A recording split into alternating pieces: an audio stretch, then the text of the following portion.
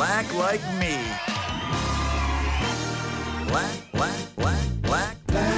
me.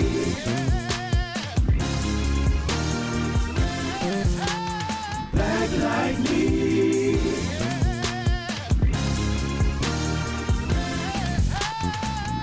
You're listening to Black Like Me with Dr. Alex G., a podcast that invites you to experience the world through the perspective of one Black man, one conversation, one story, or even one rant at a time. Here's Dr. G.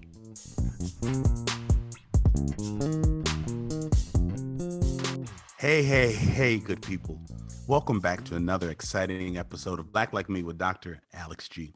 It's my joy, it's my privilege to be able to bring you scintillating, insightful discussions with remarkable African-American folks, Black folks from around the diaspora who are doing incredible things in our world. And today will be no disappointment. Today's guest is a scholar whom I first encountered by reading her article in The Atlantic, talking about what could possibly be an okie doke with celebrating Juneteenth and how memory and history are two different things. And I was just intrigued. And so I said to my team, I want to get Dr. Kellie Carter Jackson on this podcast. And so I'm so glad that she's here today.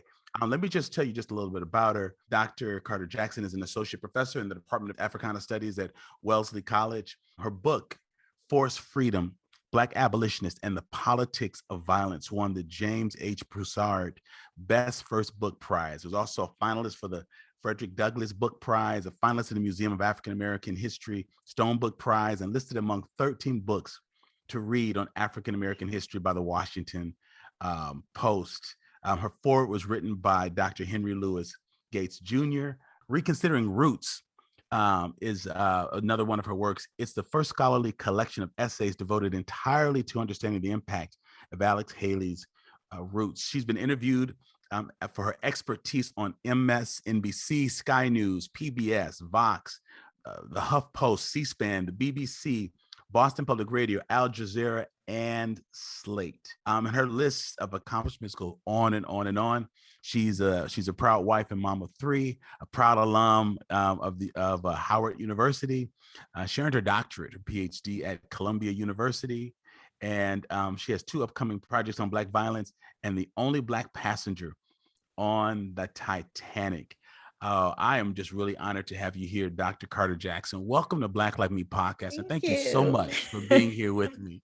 Thank you. Thank you so much for having me. It's always feels so uncomfortable when people list off all the things that you've done. It's like, oh, I did all that. I guess I did. But yeah, you did. And I want you to know I am really, really honored. I found out that you've got family in Madison. So we got this Boston connection. And so your sister runs a very high profiled organization here in our community. And you know friends that I have in Boston. And we're just sort of finding this all out in connection. So listen, I'm looking forward to jumping into a meaningful conversation. But you know, Dr. Carter Jackson, what I do with my guests each time is I open up with just a series of questions that I call Black icebreakers. And so there really no right or wrong answers, but it's just fun to do this. And I think you can appreciate this. There's a scholar in our community. Her name is Dr. Christy Clark Pujara. And she teaches the African American history program here at the University of Wisconsin-Madison. But one of the things that she does in the U.S. Black history lectures that we offer is reminds us that Black people were not destroyed because of enslavement, because we created culture, and a destroyed people don't create culture. And so for me, what's really wonderful is that when I talk to Black folks from around the country, we have similar insights or stories or wisdom or mother wit on subjects that it still intrigues me, because I wonder, well, how did you know this if you grew up here? And how did people in Florida think this too? So I love asking these questions because it just shows some of those cultural strengths. And so you can take a deep breath. So first of all, just tell me, where'd you grow up? Where'd you grow up? So I am a nomad. I was born in Detroit, Michigan. We moved slightly after I was born to Illinois. I did 16 years in Illinois, mostly in the suburbs of Chicago, in Deerfield. And then in Bloomington, Normal, we lived in Normal, Illinois, Central Illinois. Sure. Then we moved to Texas, and I lived in College Station, Texas. My mom was a professor at Texas A&M, and I Get did my out of last 2 here. years. Yeah, I did my last 2 years of high school in Texas. Then they moved to Houston. Then I moved to DC, and then California, and then New York, and then Spokane, Washington, and then North Dakota, and then Boston, and then back to New York, and then back to Boston. You've been everywhere. I have moved. Oh my So goodness. when we bought a house last year, and it was our 15th move in 15 years of marriage. So we haven't moved every year, but there's been a lot of multiple moves in 1 year. So we're not moving anymore. We're done. But when people ask me where are you from, I'm like, I don't know. I love that. I love that. I love it. So let me start with some of the easy ones. I just kind of lob you a couple. Yeah. Grits or cream of wheat? Oh, grits, hands down. All right, now tell me about your grits. Now you've been all over, so I can't just pigeonhole you to a southern grits, perspective. Butter and salt. Never put sugar or salt. You're dead to me. Salt. I'm sorry, we're having technical difficulty. We're gonna have to continue this conversation at a different. Oh, never put sugar. You're dead to me. You're dead to me if you use sugar. My goodness. I like a little grits with my sugar. Let me just say, I like a little grits with my sugar. So then, man. I get my salt when I put my eggs and my bacon over in it. That's how I get my salt in it. Oh my goodness. All right. About that butter and salt. I got you. Now, some of these Dr. Carter Jackson, I'm older than you. I'm 57. So I'm realizing some of these are not only regional things, but age-wise. And so this is just meant to be fun. So no problem if you did, if you don't get some of these. Did you have relatives growing up who had plastic on their furniture? Oh my God, did I? You could not go into my grandmother's living room. Did she call it the living room or did she call it the front room? Both, actually. Yeah, she did. The front room. So Big Mama had plastic. Was it light color furniture? Was it? Yes. Matter of fact, we still have. It was a bright red, high wing chair that was covered in plastic. We also had this. It's sort of like this elaborate cream, sort of paisley colored sofa set that was covered in plastic. We have since removed the plastic. It's now my parents' house. Yeah, it's in my parents' house, sans plastic. But I mean, that was like summertime at my grandma's house in her front room, living room, having the back of my thighs get stuck to that. I was going to ask you if your legs got stuck to the plastic. Could you? Oh gosh! Oh, summertime shorts. It's the worst. It's the worst. Well, now since we're speaking of your grandmother, did she have traditions of or other relatives when it was a lightning storm or thunder and lightning storm? Did your grandmother or older folks have a tradition of what you had to do or stop doing in the house? Yeah, you had to get off the phone. First and foremost, get off the phone. It's lightning storm. Get off the phone. I don't know what the phone had to do with anything. But get off the phone. It's so funny. I don't care where it is people are from, Florida, Wisconsin, Michigan. They have this story of some grandmother saying, get off the phone.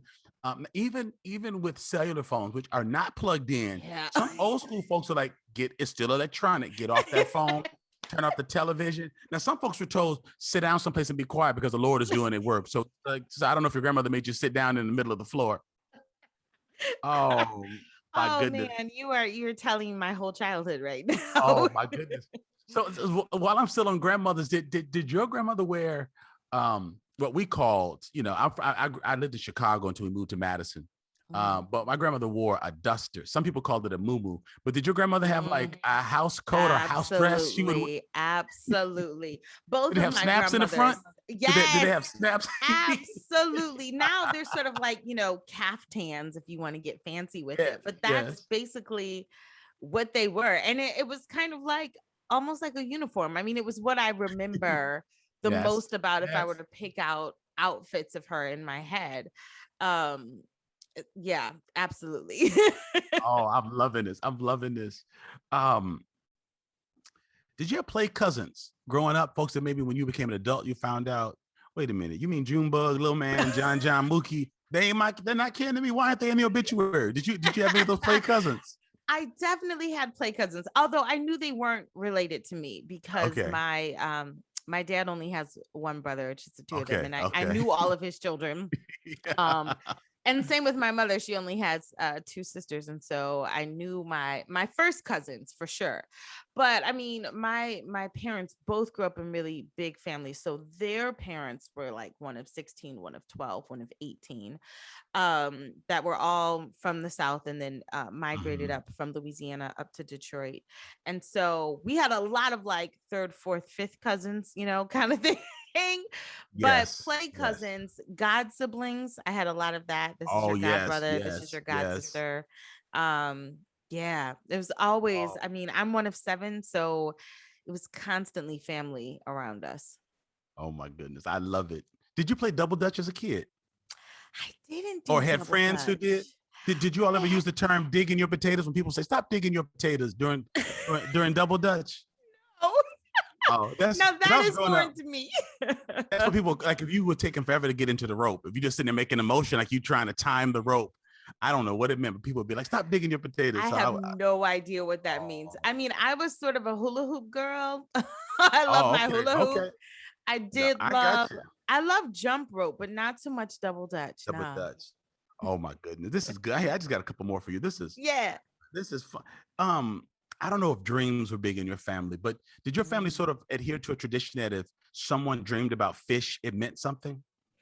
Mm, not about fish, no, Because but sometimes dreams that were a was in big deal. they were a big deal. If Yeah. in the movie Soul Food, I remember Big Mama came down, she goes, I dreamed about fish. And then people start saying, not me, not me. So in some families, if someone dreamed about fish, it somehow meant somebody was pregnant. So if an older person would come downstairs and say, I had a dream about fish, they would start looking at the newlywed or the person they're trying to have a I've oh, heard that, but not so much in my family. not in your family. Um, oh my goodness. Now you're an academic, so I know you're have you ever been called articulate? Oh my God, are you kidding me? Oh my, All Dr. the time. Carter Jackson, you are so articulate. Oh my, I all the, think, I all mean, the time. since college, really. Yes, yes. Oh my, and I bet your mom being a professor at A&M was called that too. In the Mhm. academy, have people ever asked to touch your hair? Oh my gosh, not so much in the academy, but because I think they know a little bit better. But but They know. outside, absolutely. I've been in a bookstore and this white woman just, can I touch your hair while my hair is in her hand? Like I was like, I didn't give you a chance to I didn't get a chance to respond. I don't know where your hands have been. Yes, especially outside of the United States. Which to some degree I understand, but when I've traveled to Asia or Europe, absolutely I get either questions or sometimes people just will not just touch my hair, but when I was in Thailand, people wanted to touch my skin. They'd never seen a Black person before. So but it's interesting. There are moments where I feel like it is innocent and there's a curiosity, and Sure, there are other sure. times where I feel like there is a fetishization there that's a real Yes, problem for me. yes. No, I get you. I get you. All right, I think I'm through with my Black icebreakers. And again, I think you can certainly appreciate this as a historian. That sometimes, like you jokingly said, you're telling my childhood story when I'm talking about Mhm. the routine for when there's a storm. But it's just interesting to me that regardless of where my guests have grown up, we share some of these Mhm. experiences, and it just makes me wonder how did Black people get those messages? Like there was no Mm. tweeting out, they were not telegramming this information, but just this kind of this these cultural norms that hold us together. And Yeah. many of my podcast listeners are white, and they'll just comment like it is so amazing that Black people have these cultural experiences irrespective of where they've grown up, and it's Mhm. just very intriguing to them in how these are the things that help us to enjoy our Blackness. Yeah. That Yeah. it The is not commonalities. the commonalities that allow us to drop into a place, and Mhm. just be able to, again, this is in my for my generation, but I can go into a place with older Black folks and it's raining and the sun is still shining. And somebody can say, oh, well, I guess the devil's beating his wife. And then a Beating bunch his of people say, wife. because that's what the old folks said. They said, had you ever heard that? Oh my gosh, my mom has said that. Yes. Yeah. And so I'm 57. a couple months ago, it was raining and the sun was shining. I said, "Oh, I guess the devil's beating his wife down." I can't say that, but then And it that's not makes no funny. sense because who is the It makes devil's no wife? who's the devil's wife? And And why would I remember that? one day. Why Why would would rain that? and sunshine I'm make telling you you, think that? It I does. don't know. It And I know doesn't one make sense. time, it was snowing and the sun was shining, and I said, "Ooh, if raining and sunshine is bad, I know this is." But again, I don't know why we know that and why we share that. Oh. But when I'll sometimes ask my white colleagues, like, "Hey, did y'all say that?" They were like, "No, not necessarily." So anyway, No, that's funny because my mom has said Yeah. that, and I have even said that. And I don't know Not what it means, but directly I to say my it. kids, but to my friends. Like, did y'all ever hear this? Like, yeah, there are some things I don't know too if it's Southern, like if it's I regional, wonder if it's Southern, right? but it's definitely there are certain slogans or ideas that are just shared. That we hold to. Well, Dr. Mhm. Carter Jackson, you had so much success in your work. I'm a history buff. Not that I know all of it, but I love it. My undergraduate degree is from the University of Wisconsin-Madison in the Afro-Am department. Mm. My mother was part of the group of students who helped to inaugurate that program in Oh, wow. 1970 when they had the sit-in. So my mom was a 30-year-old single mom going through a divorce in Chicago, dropped out of high school her freshman year, had only been a factory worker, moved to Madison, took the entrance exam and crushed it and got into Wisconsin. They didn't admit her Wow. because she didn't have a GED. So she had to go take the GED exam and then come back and start, then send her children here. And I met my wife and my sister Wow. met her husband.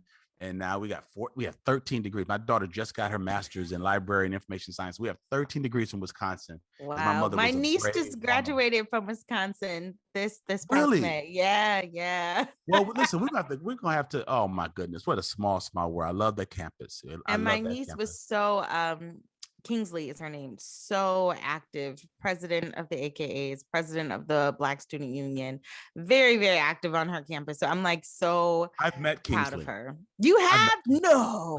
when you said that, and my sister's an AKA, and so when Kingsley you said Passang. that, yeah. So That's my yeah, niece. so That's my niece. small world, small, and I'm an alpha, so of course I know a lot of the AKAs. So Yeah. small world. Wow. You know, so we're going to have to stay connected. Part Yeah. of what I really loved about the Atlantic article was just your honesty.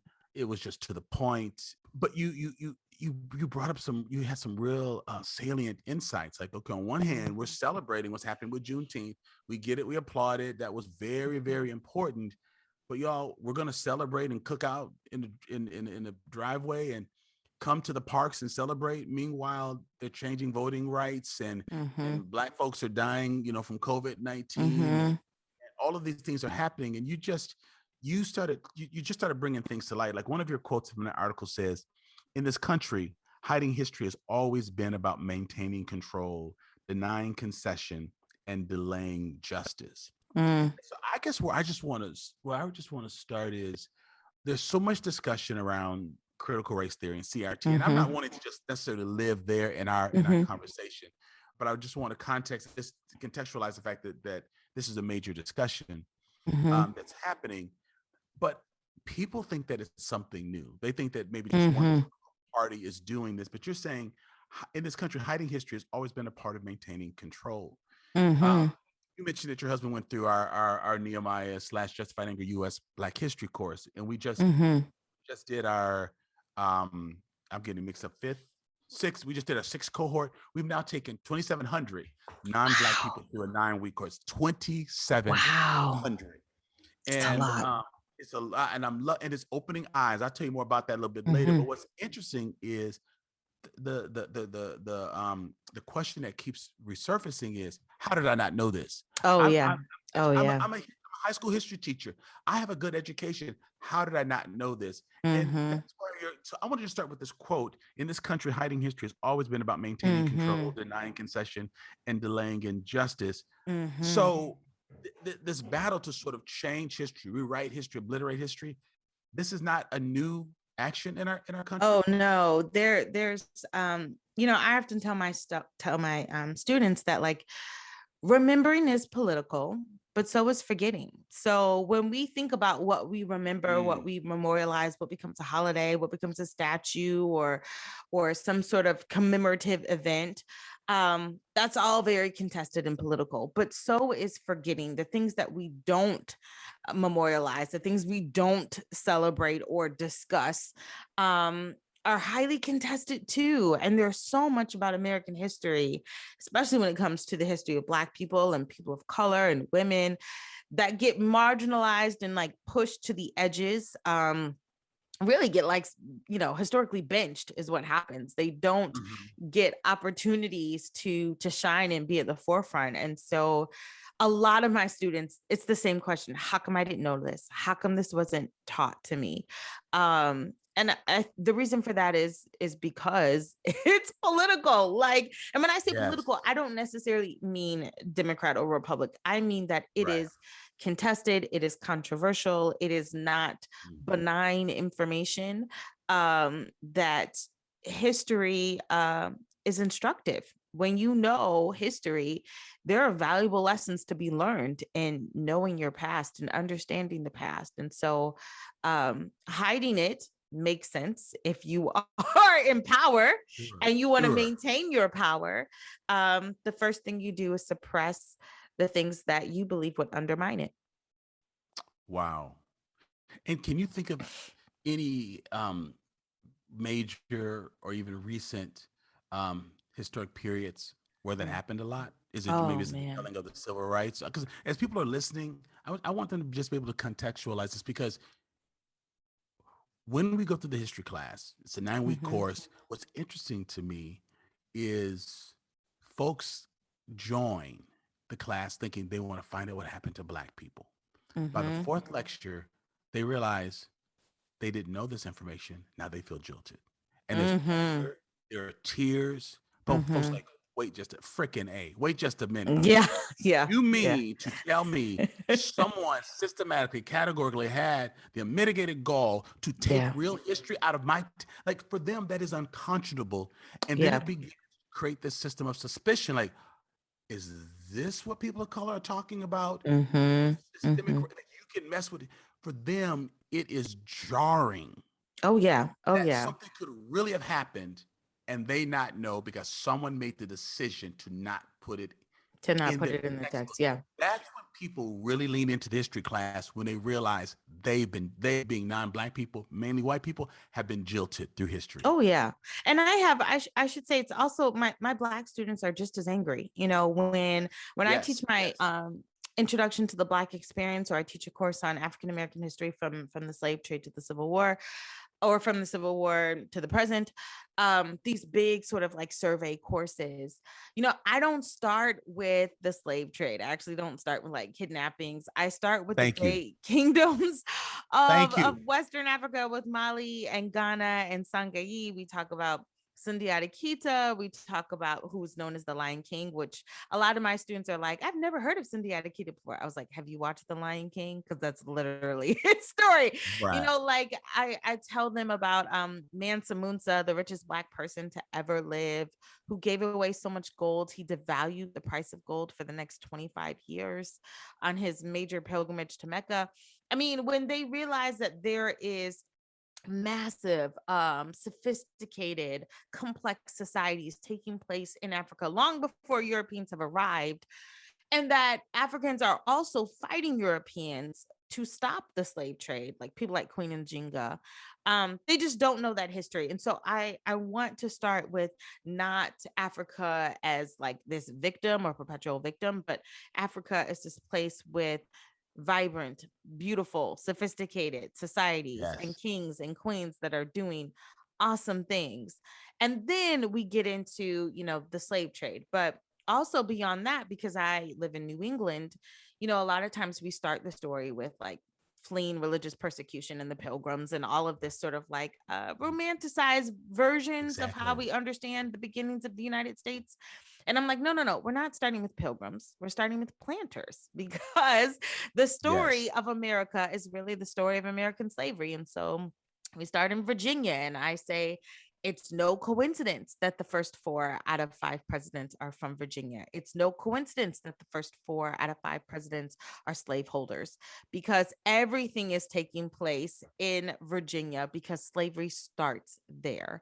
So, my students are always angry, I think is a good Yes. way to put it, Yes. but I get it. also frustrated. But in the end, I hope empowered, because they take that information that they've gotten, they didn't know about, and it pushes them to want to learn more, to want to do more research, to educate themselves and their communities.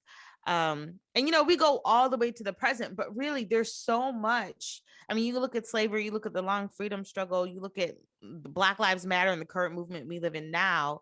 So much is being curated about what we see and don't see. Um, and so I have my students, really tease that out. I don't use anymore. I used to use textbooks, and I stopped using textbooks because I was teaching a Western Civ course. And in the textbook, there were 2 chapters on the history of Christianity and 2 paragraphs on the history of Islam. And I was like, now, does that make sense? You've got 2 chapters on Christianity, 2 paragraphs on Islam. I'm pretty sure these religions are just as old and just Yes. as, expansive. But I was like, this textbook is political. They are showing you what is most important by giving emphasis to Christianity and by decreasing the amount of information you have on Islam. And if you don't tease that out, if you don't recognize that there's a shortage being put here, or there's an emphasis being pushed here, then you will miss the message that is being inculcated in you, especially messages about white supremacy. Right. Right. Which was so intertwined into Christianity. I mean, I am a Christian pastor, but I also am understanding that the message that they were pushing, that politicized message, was not just one of spirituality, but it was one of dominance, American exceptionalism, building and legitimizing the doctrine of discovery, that they really were pushing a subtle and sometimes not so subtle, a more explicit means of control. Yeah, absolutely. Absolutely. That is so interesting.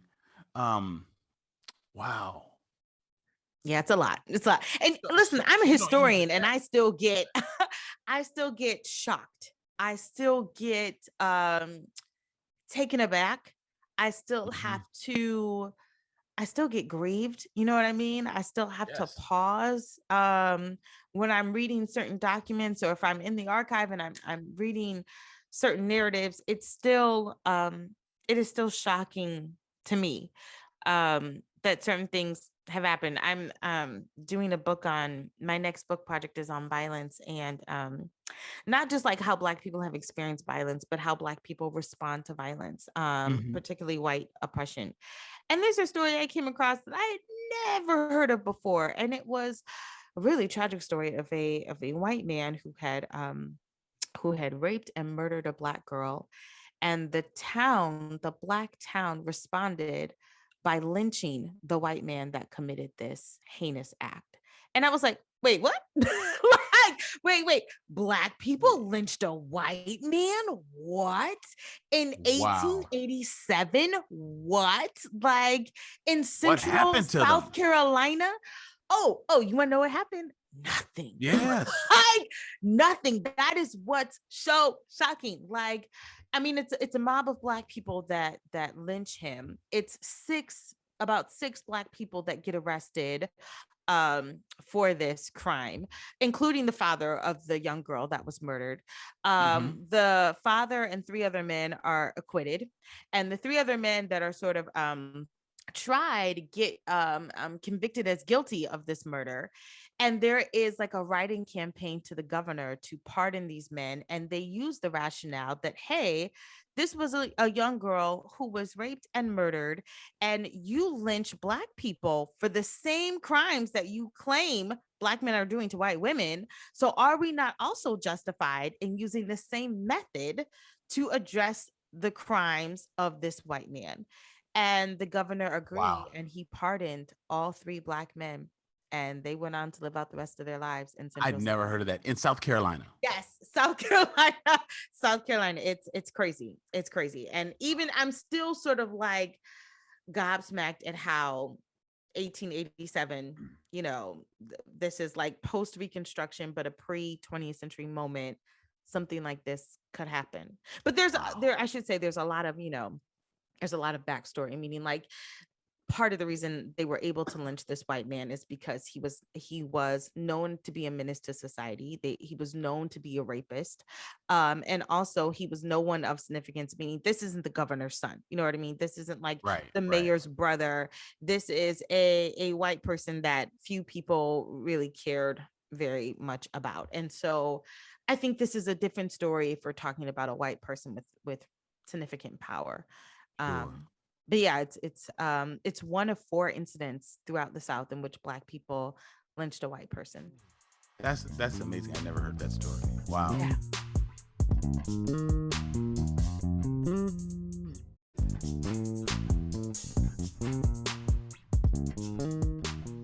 Hi, this is Amy from Eugene, Oregon. I listen to Black Like Me because I want to hear different perspectives and push myself out of my comfort zone as a white person. I support the podcast as a Patreon because it's an awesome show and I know it takes a ton of work and effort to make it all happen. Hey, what's up, Black Like Me family? This podcast is changing the conversation about race in America. By going to patreon.com/Black Like Me and signing up at any of the levels offered, you are not only signing up to make a monthly donation, you are also helping to create better content and, more importantly, joining a growing community of people interested in engaging the issue of race with a raw, unprecedented honesty and creating a better society. And as a patron of the podcast, you'll have access to exclusive content like extended interviews, bonus rants, and video chats with Dr. G. You also have a chance to join the conversation that other patrons are already having with Dr. G about race in America. So to become a patron of the show, go to patreon.com/Black Like Me or see the link in our show notes. And for as little as $2, you can support these important conversations and the work that Dr. G is doing. Thank you in advance. You mentioned something that that reading these accounts when you're in the archives, it's still so painful. You get angry, you have to pause. So there are many of us who understand that studying our history, the history of the study of U.S. Black history can be painful and depressing, but there's got to be an upside of studying it as well. So just talk to me a little bit about what your study of history does to you and what it does for you. It is so empowering. It is so empowering. I mean, one of my friends said, Charles McKinney, he's a professor at Rhodes College. He said, we are not the history of constantly fighting white people. And I was like, oh, I'm going to put that in an op-ed. I did, because it's just so, you know, and he goes on to give this litany of like what and who Black people are and the joy that we bring, the culture that we create, the laughter that we cultivate, the love that we have for one another, how we just use joy as a weapon. And so in my next book, the one I'm writing now, I have a chapter called Joyful Violence. And it is about how joy is weaponized as a tool to fight against white supremacy. And so, and joy comes in so many different facets, but joy is just a powerful thing. I think of it as something almost spiritual. You know, when we think about joy, joy is a word that's like used in the Black church. In the Black church, we don't talk about happiness. We talk about joy. We don't. We talk about joy. And joy because happiness is an emotion. Oh, yeah. Joy is a mindset. Oh, it is. It absolutely is. Wow. And happiness is fleeting. But joy is about survival. It is a real way of saying, you cannot have my humanity. You cannot have my laughter. You cannot have my personhood. It's a refusal to be degraded, a refusal to be marginalized. It's resistance, isn't it? Yeah, it's resistance. It's resistance. And so I don't just write about violence. I write about how Black people respond to violence. And I write about how Black people use force and violence to combat white supremacy. And so for me, writing Force and Freedom was so great because I got to tell stories about how Black people use force and freedom and found success and found it to be effective in overturning white supremacist actions and Yes. laws and what have you. Yes. Wow. When we open up our 9-week U.S. history course, and this was in lecture 1, your husband may remember this since you said he took the course, but I used a James Baldwin quote, I think from the New Yorker in 65 or so, and I'm paraphrasing, but he basically says, to the extent that white people do not understand, he used the word Negroes, do not understand Negroes, they do not understand themselves. And I open up with that lecture because I've said to them, you think you're here to understand what's happened to me. I really have brought you here under false pretenses. I want you to understand what has happened to you. So can you talk to me a little bit about what happens to your white students as the veil is pulled off their eyes and they're understanding how certain things about America or their privilege or their perceived wisdom is not, it's not true to what they've learned. Talk to me a little bit about how your white or non-blacks, let's look at the white, how your white students respond to understanding America through the lens of an African academician. They are shocked. They are bothered, disturbed by it, which I think is an appropriate response. But not to make them feel worse, but I'm like, you feel bad now because it's low stakes. And when I say it's low stakes, I mean, you're in college, you're not paying any real bills, you don't have any skin in the game. Tell me you feel bad when you're choosing where to live. Tell me you feel bad when you're choosing where to put your kid in school. Tell me, like all these things decisions that we make as an adult, where we live, where we go to school, where we go on vacation, what we buy, what we invest in. Those are all choices that are shaped by our beliefs about white supremacy or Black people. Yes. And so they're shocked by that because I told them that, when a neighborhood becomes just 7% Black, white people start putting their homes on the market. So I was like, think about this. 100 people, 7 of them are Black. Never mind the 93 that are white, but 7 are Black. And white people get intimidated, afraid we're going to lose value in our home, and they start to want to move out of the neighborhood or out of that particular town or what have you. So I think that my students can feel either guilt or shame or disappointment or be disturbed, but it is still short-lived when they are confronted with their own choices and privilege and power about who they hire, who they recruit, who gets promoted. Those are much harder decisions to make when they leave the safe haven of college. Sure. So my challenge to them is like, how do you keep that anger? How do you keep that? Do something with it. Yes. Don't just sit in my class and cry. Yeah. They know too. Like, we read Audre Lorde and we talk about white girl tears and their power and how they do nothing. And Audre Lorde says, guilt does mean nothing. Guilt serves no purpose. And so I tell them that guilt is just not useful. It's really not. It's only useful if it's going to compel you to act. Exactly. But more often than not, guilt compels you to complacency, to think that there's no resolve. No, that is a great point. I think about your role as a historian, a scholar, an academician, but specifically like in your area of Americana Studies. When I think of history professors in other periods, European history or whatever from whatever periods of time, medieval history. I don't necessarily hear those folks on MSNBC, Sky News, PBS, Vox, the HuffPost, because I don't necessarily hear them talking about the relevance of their stories, or we need to be careful that we don't repeat this.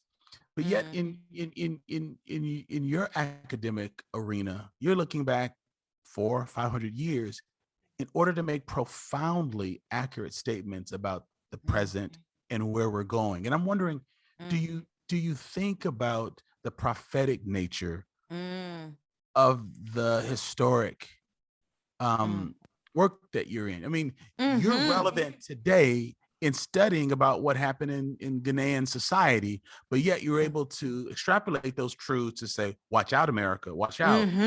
I don't hear historians who studied the Pleistocene or whatever. I don't even know if I'm saying that right. I don't hear them on TV saying the ethnic cleansing conflicts in this part of the world is really a factor of what happened 25,000 years ago. But yet you're just as relevant in looking forward as you are astute in looking back. That balance makes your work very prophetic. Tell me about the weight of that significance. I mean, that's part of the reason I'm a historian, is because I see it as so instructive. I see it as so useful in how we make sense of the world that we live in. Yes.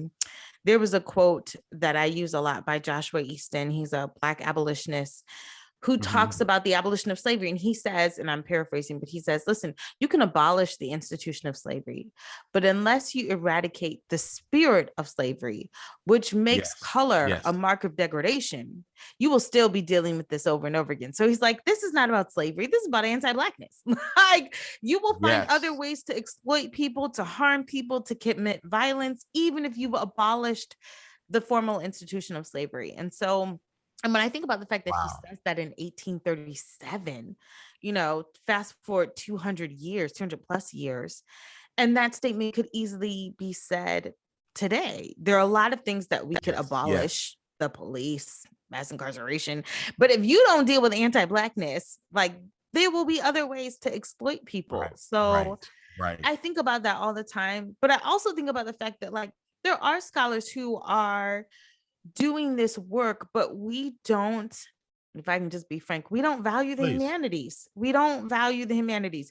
We push STEM so much, but you don't understand COVID. Like, people think that science is like, oh my God, we have to, you don't understand why Black and brown people are dying at disproportionate rates unless you understand the humanities of COVID and the human ethics that go into public health.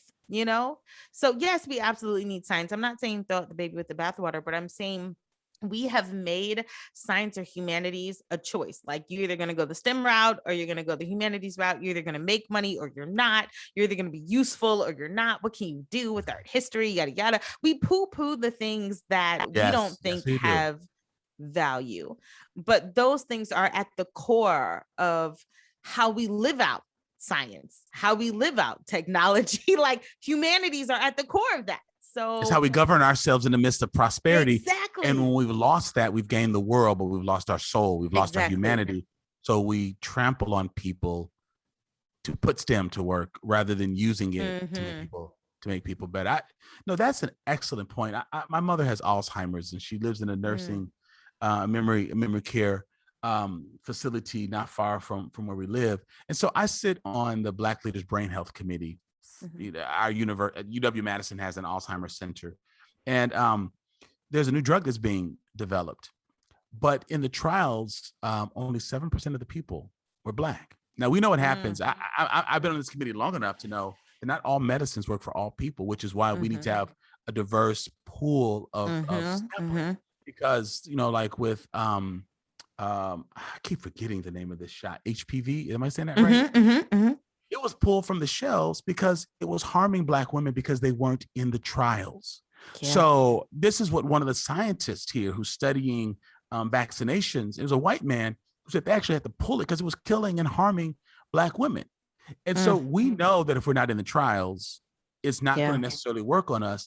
So we're celebrating what could be life-changing, ground-shaking, world-altering meds, but we don't know if it's going to work on Black people. And Black people are experiencing Alzheimer's at a much larger rate than white folks. But yet in the same meeting, we're going to be celebrating this groundbreaking discovery, but no one's convicted by the humanities that we've only. So if we put 10,000 people in it, you know, only 7%, only 700 of them are Black. Black. That's problematic. Yeah, it is. And no one's seem to be, and I hope I did my math right on that. But we've got to stop being so excited about breakthroughs in science and then not understand that that's going to continue to widen the health gap and medical gap, and it's going to continue to engender more distrust of medical systems, which means more people like us being unvaccinated and getting sick. And so I love the point that you're making, that we've got to find a way to weave humanities or a more humanitarian approach to understanding science, money, and business. Otherwise, those things just become tools to continue to oppress. Oh yeah. So I'm not, when people are like, oh my gosh, Jeff Bezos going to space, I'm like, I am not excited about his venture into space. I mean, like, if this is just another ploy to colonize another aspect of the galaxy, come on, I'm not. We know what's going to. Like, all right, here we go. Here we go. Yeah, own problems here on Earth that we need to, that we need to reckon with, and that's right. Don't let him go. Hold him responsibility for Earth. Don't let him go out of space. Older Black folks will say, he gonna go up there and then bring diseases back, and guess who gonna get him? Black people. I mean, that's it. Like he gonna be bringing space cooties back, and Black people gonna catch it. It is exactly what Gil Scott Heron talks about. Why do you put a man on the moon? Like this idea that you're doing all of these technological advances, and yet you can't stop poverty. You can't stop police brutality. You won't stop police brutality. You won't stop poverty. You won't stop hunger. You won't stop these other things. So yeah, I mean, these are questions that I'm constantly trying to get my students to understand, especially the students that are going into STEM, because those numbers even are so low. When we think about the amount of women in STEM, when we think about the amount of women of color, when we think about pay inequities, I mean, like, all of these things have a very humanistic factors in them that we just don't consider. And we have to, if we want to see real change, not just symbolic change, but like substantive change. Sure. When you hear people tossing around the discussion of banning CRT or critical racial theory, I'm sure you're not just thinking, well, this is an attack on my discipline. It's not. It's not like someone coming against 20th century poets. So it's not just an attack on your scholarship. What's really at risk with people talking about banning this? In your opinion, what's at risk? What's at risk is voting rights. I think this is all about an election. I mean, if you think about the states that are trying to ban CRT, most of those states, there's a map I use in my class where it's the map that has states that are trying to ban CRT. And then it's the map that has states that are trying to change the voting laws. And they're almost identical, Really? So for me, CRT is about 2022. It's about the elections. It's about trying to get the right riled up about a particular issue to push them to go out and vote. Because if they don't have anything that they can really mobilize against, Republicans won't vote. And if Republicans don't vote, that's a problem for the GOP. So, to me, this has nothing to do with what's being taught in the classroom. All of that, I feel like is a ruse. This is about voting. This is about politics. This is about how we can curate what's taught. But I mean, if you ask anyone who's against CRT, what is it? They don't know. They don't know. Right. And it doesn't, then I'm like, then we can't have a conversation. So till you tell me what it is, then we can talk about it.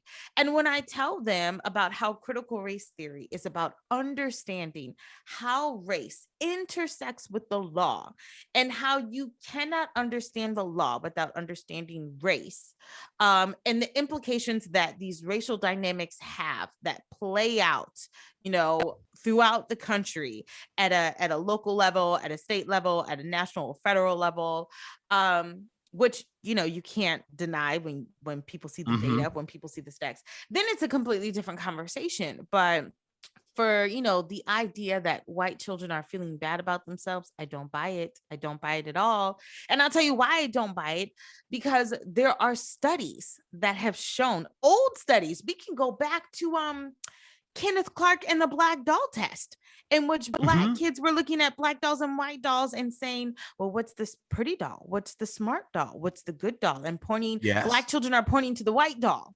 So, Kenneth Clark was like, look at how racism harms Black children's psychology. Look at how they think of themselves as ugly or bad or not the doll that is valued. White supremacy harms Black children. So we have evidence to show how this is violent.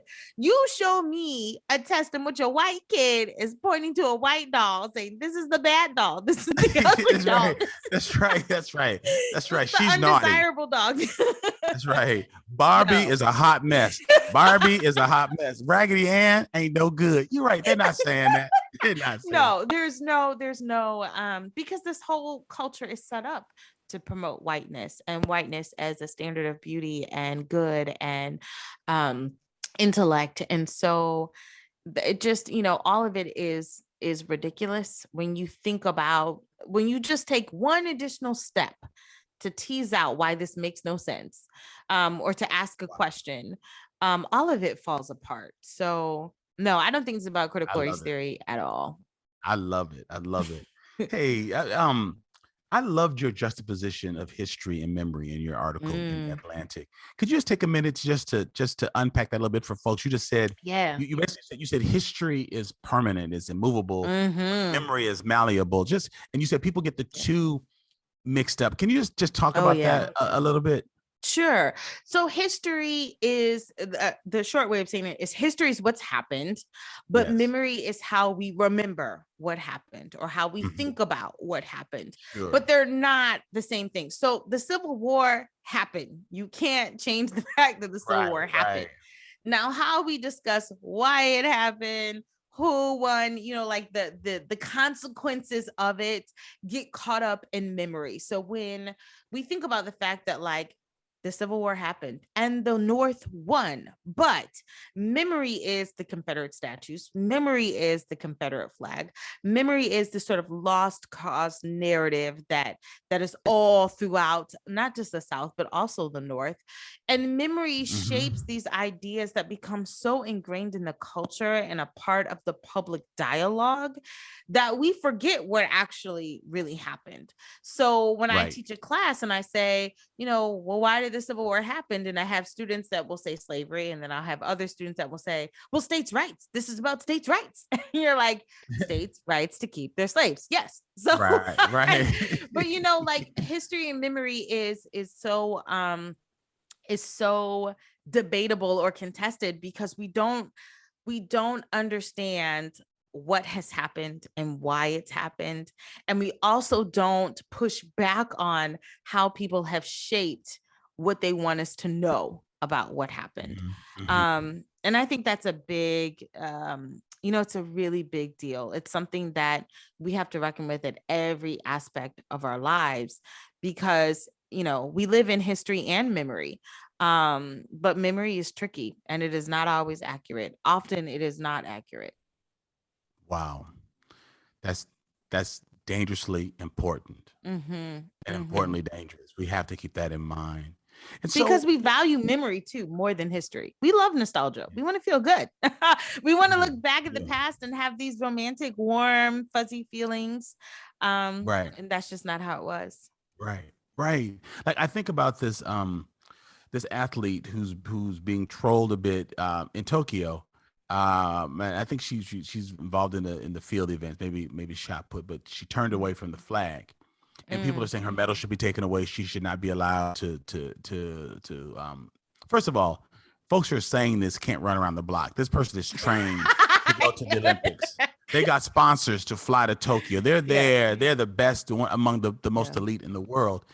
But so where her voice is somewhat muffled here when she wants to speak against violence of the police or COVID, it's like, shh. So she has a platform and it's international and she wants to use it.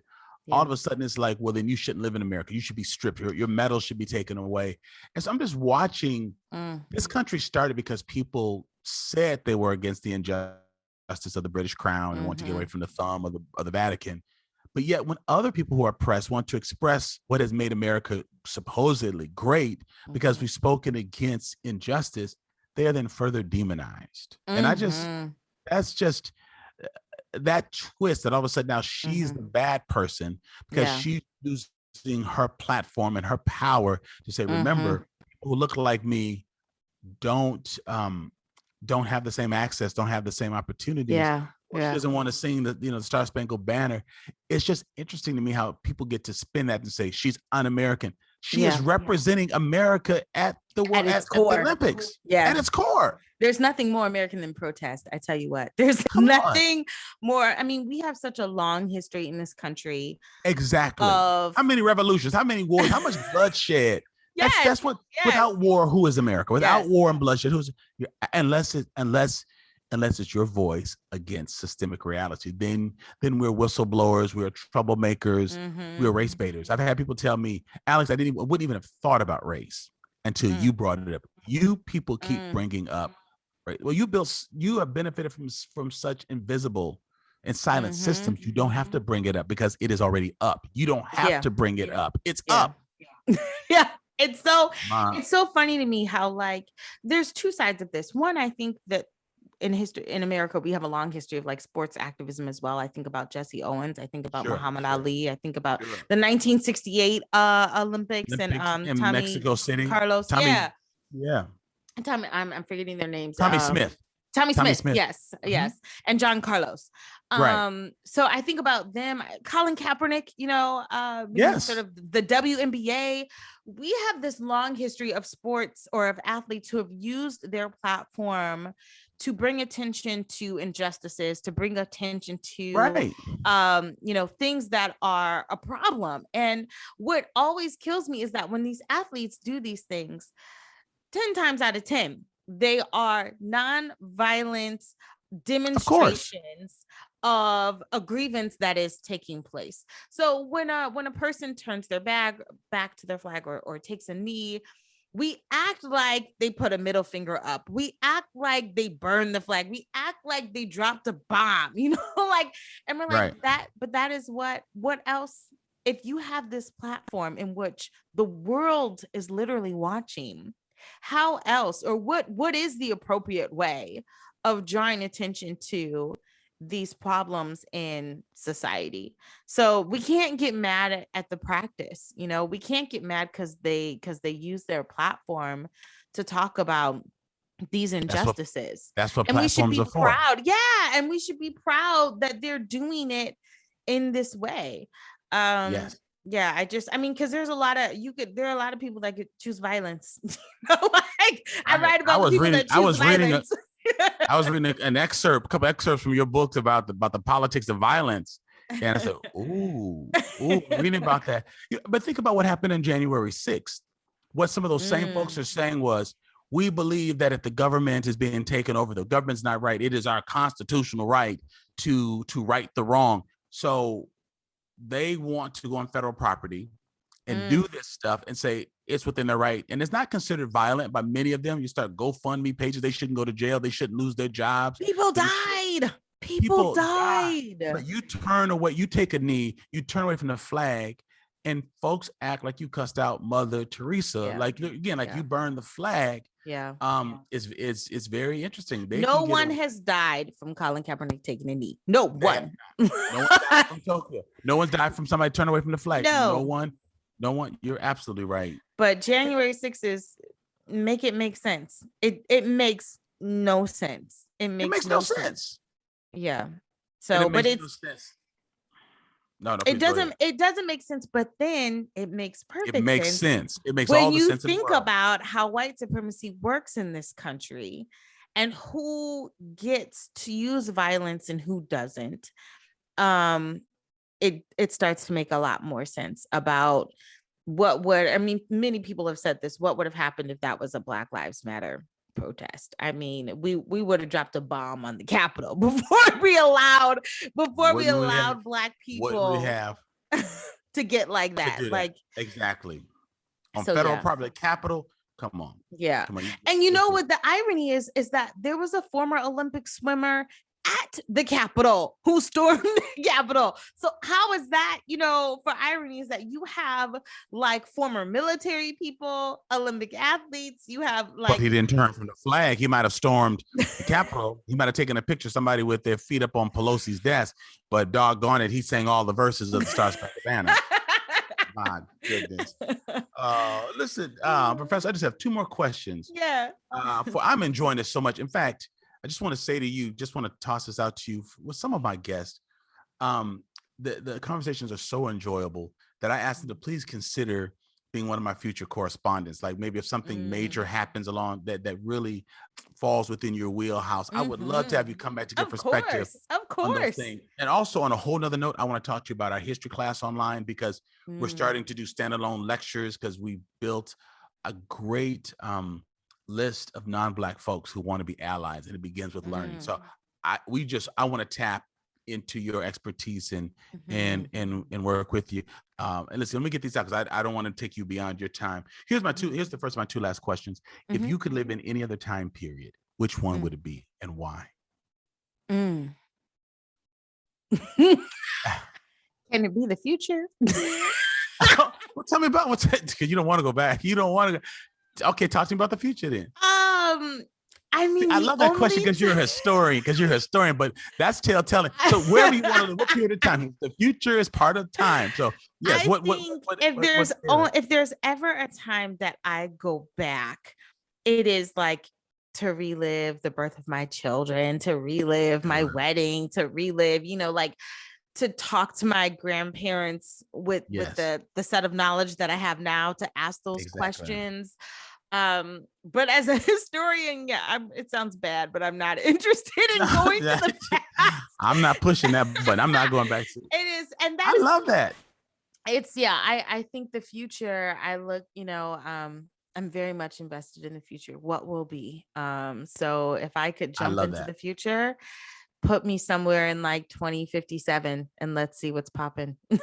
Definitely. And my last question, Professor, who was your favorite history teacher growing up? Oh, that's not fair. Okay, tell me about one of your favorite history teachers growing up. Okay, this sounds like a cop-out answer, but my mom. And I No, say it's my not a mom.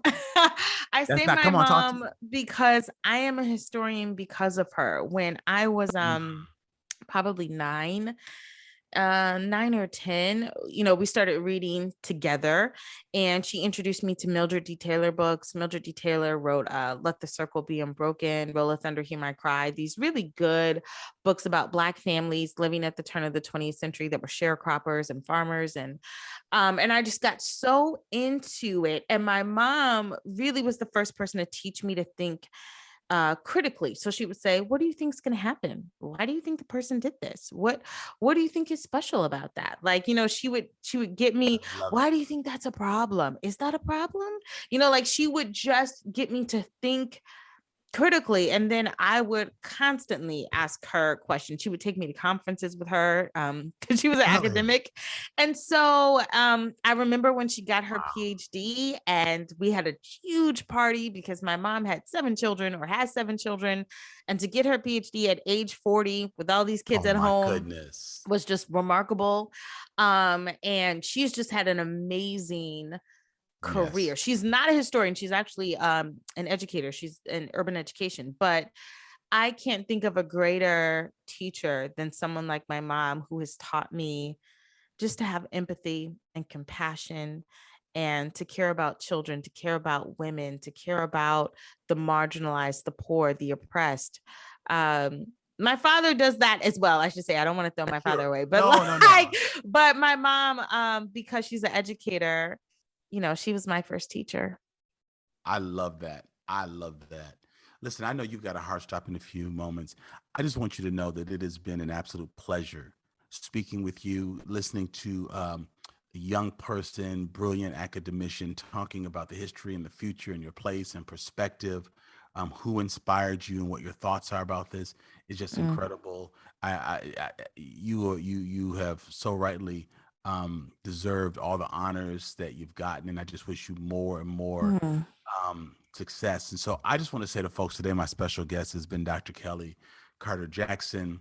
She is the NAFL assistant. NAFL, am I pronouncing that right? Yeah, NAFL. NAFL. I'm sorry. Thank you. No one knows right. how to pronounce it. The NAFL assistant professor of humanities at Wellesley College, and the co-editor of Reconsidering Roots, Race, Politics, and Memory, another book, Force and Freedom, Black Abolitionists and the Politics of Violence, just really prolific. Share this information with folks, people. You've got people that have questions, and each time I come to you, I give you something to lean into so that you're not just entertained, but you are transformed. Do something with this transformation. Lean in, listen, subscribe, share, and tweet out, write posts about what you've learned today. Thank you for being a part of Black Like Me. Dr. Carter Jackson, thank you so much for your time, Thank you for carving that out. And this is not the last time that we have communicated. No, it's not. So, I'm happy to come back anytime. Yes, anytime. It's my pleasure. Thank you. And listen, just real quickly, you have a podcast that you co. Oh yes. I should what's shout it out called? the podcast. So Please. I am the co-host of This Day in Political Esoteric History. Let me say that again. Say it. I am the co-host of This Day in Esoteric Political History. So it's a long title, but basically every episode we find something esoteric in political history and we talk about it. And people learn something new, I think. I think they will. We're going to put links to your social media and to your podcast in the show notes, because Black Like Me listeners, I want you to check out her podcast and her book and follow her on social media. Dr. Carter Jackson, I appreciate your time and I appreciate what you do for our people, for all people, for the nation and for the world. Keep going and keep doing what you're doing. Thank you so much for being my guest today. Thank you. Black Like Me. Black. Thank you so much for joining us in season 6 of Black Like Me with Dr. Alex G. Now, I've got some special shout outs to the many talented members of our ever-growing production team. Eli Steenlich, who produces the show and handles all of our social media. Don Thornton, my podcast manager, who keeps things running smoothly and arranges all of my interviews. Jeremy Holliday, who edits the podcast. Corey Saffold, who created this year's theme music, and Marcus Fleming on the vocals. And of course, Jakisha Hunt, who is responsible for our fabulous new podcast merch. Thank you for listening to today's podcast. You can find out more about Dr. Alex G's amazing work at alexg.com. Black Like Me is sponsored by the generosity of the Human Family Unity Foundation. Like me.